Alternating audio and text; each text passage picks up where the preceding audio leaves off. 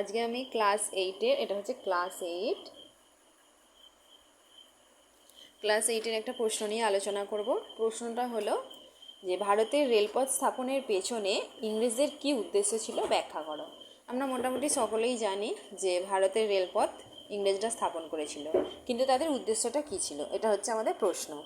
উত্তর: ভারতে ব্রিটিশ ঔপনিবেশিক শাসনের অন্যতম প্রতীক ছিল রেল ব্যবস্থা। এবার ভারতের রেল স্থাপনের পেছনে ইংরেজদের যে উদ্দেশ্যগুলি ছিল সেগুলো নিম্নে আলোচিত হলো। সেগুলো কি না, প্রথমত ইংরেজরা চেয়েছিলেন কি ঔপনিবেশিক শাসনকে গতিশীল করতে।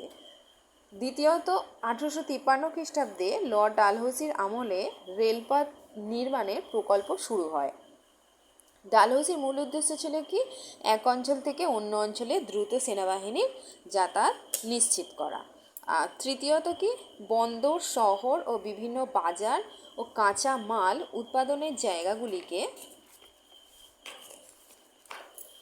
জায়গাগুলিকে সহজে যুক্ত করার পরিকল্পনা ছিল।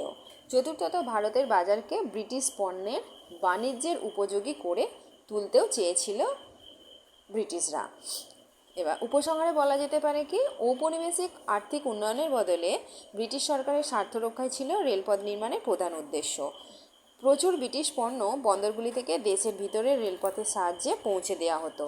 ভারতের রেলপথ নির্মাণের প্রকল্পের ফলে ব্রিটেনের অর্থনীতি চাঙ্গা হয়েছিল।